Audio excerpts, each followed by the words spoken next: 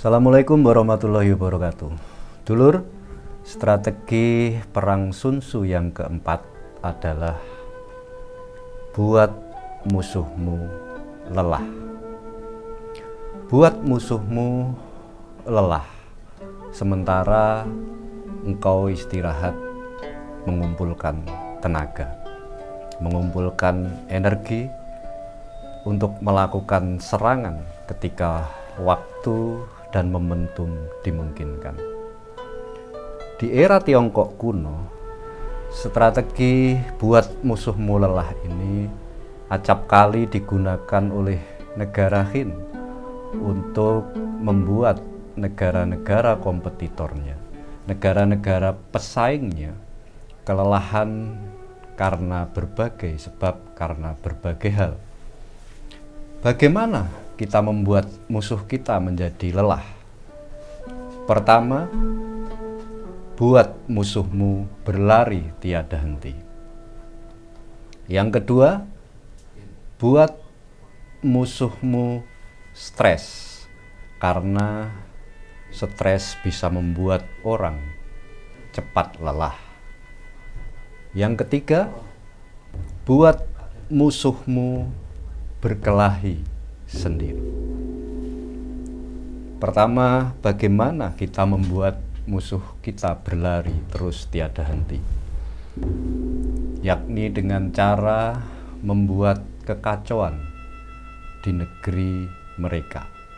Ini banyak sekali dilakukan oleh jenderal-jenderal Qin pada masa itu, pada masa Tiongkok kuno 500 tahun sebelum Masehi. Yakni dengan membuat kekacauan-kekacauan di dalam negeri kompetitornya. Apakah itu dengan menyewa segerombolan penjahat, segerombolan perampok, segerombolan perusuh untuk membuat kekacauan, untuk membuat kerusuhan di negeri kompetitor dengan cara melakukan kekacauan atau kerusuhan secara sporadis dengan berpindah-pindah tempat, sehingga negara kompetitor tersebut dengan segenap pasukannya berlari tiada henti dari satu tempat ke tempat lain untuk mengejar atau menghabisi para perusuh atau pengacau itu, sehingga lama-lama mereka kehabisan energi, kehabisan tenaga, bahkan kehabisan logistik. Karena sesungguhnya semua kekacauan itu sudah diatur secara sporadis dengan waktu-waktu yang ditentukan dan tempat-tempat yang ditentukan. Negara Qin kerap mengacau negara Zhou dengan strategi membuat lari tiada henti. Yang kedua, bagaimana kita membuat musuh itu menjadi stres?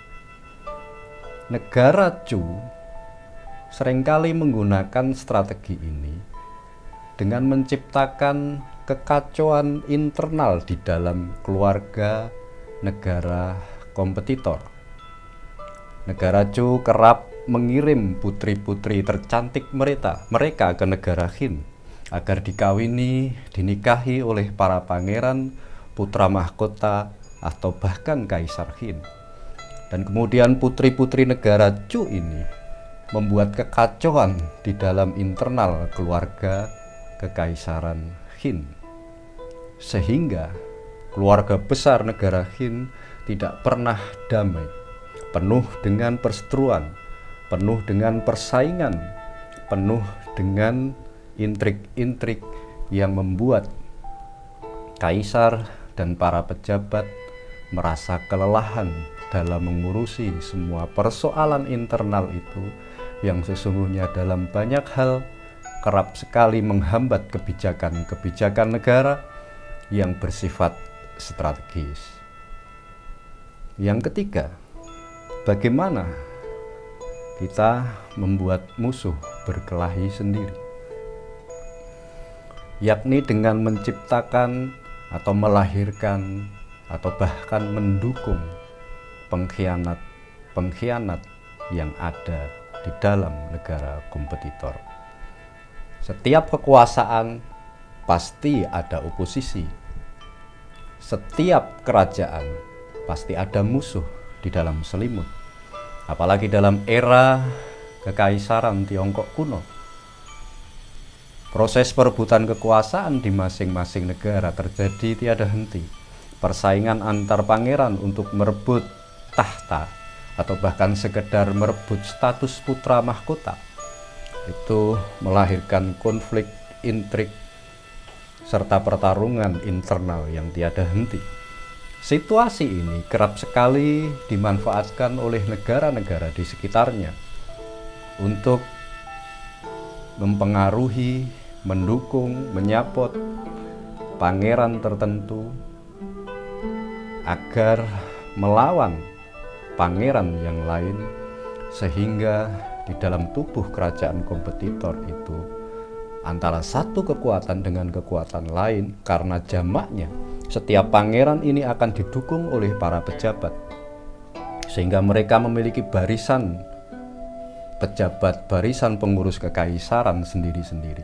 Maka ketika terjadi persaingan dan perkelahian antar mereka, kerajaan tersebut atau kekaisaran tersebut menjadi lemah dan tidak waspada, lelah karena berkelahi sendiri.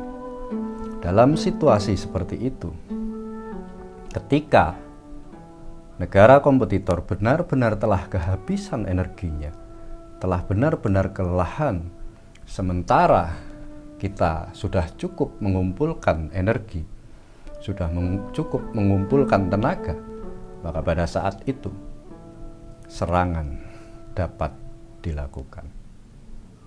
Dan itu jamak terjadi pada era politik kontemporer seperti sekarang ini.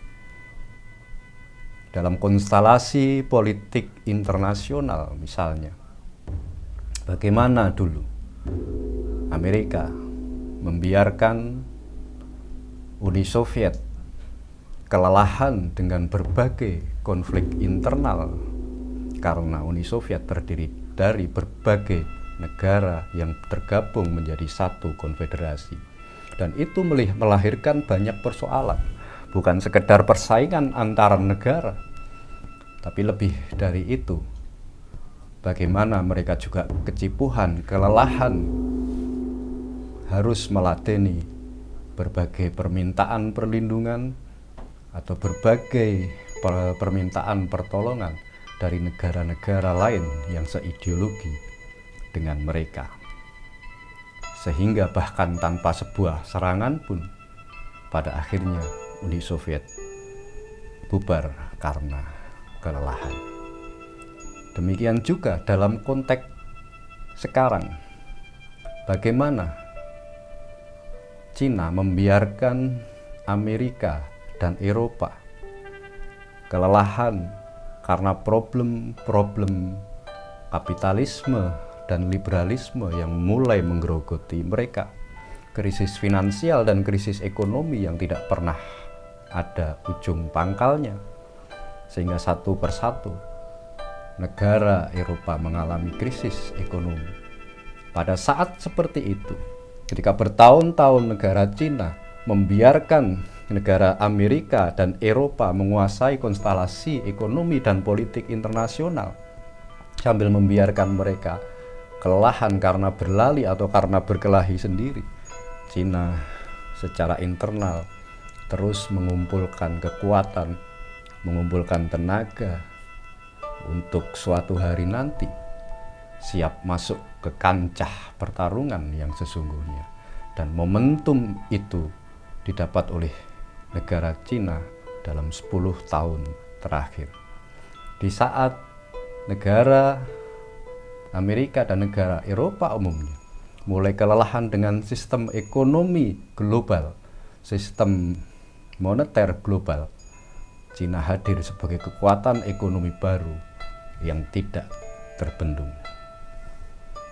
Dalam konteks politik nasional yang sebentar lagi akan menghadapi pemilu atau Pilpres 2024, jamak kita jumpai dari satu pemilu ke pemilu berikutnya, juga dalam konteks pemilu 2024, antar satu kandidat membiarkan bagaimana kompetitornya atau musuhnya kelelahan. Dalam konteks sekarang misalnya, kita lihat 1-2 kandidat nampak begitu dominan membangun jaringan ke tengah masyarakat di seluruh penjuru Indonesia. Deklarasi dukungan kepada capres A atau capres B berlangsung hampir tiap hari. Tapi itu hanya dilakukan oleh 1-2 capres.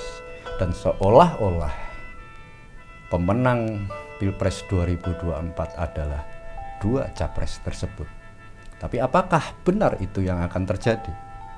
Tidakkah mereka sebenarnya terjebak dalam strategi buat musuhmu lelah? Berapa besar energi, biaya, waktu, pikiran yang diperlukan untuk secara terus-menerus tiap hari, tiap waktu melakukan konsolidasi dan deklarasi dari seluruh penjuru tanah air. Dan apakah energi mereka, tenaga mereka, 2 capres ini pada saat pemilu 2024 berlangsung nanti masih tersisa? Apakah tidak mungkin ada kandidat yang sekarang tengah menikmati, yang sekarang tengah mengawasi apa yang dilakukan oleh kompetitornya sambil mengumpulkan energi dan tenaga, dan jika sudah tiba saatnya mereka turun ke kancah pertempuran dengan penuh energi, dengan penuh perhitungan untuk menang. Buat musuhmu lelah sementara engkau istirahat mengumpulkan tenaga. Assalamualaikum warahmatullahi wabarakatuh.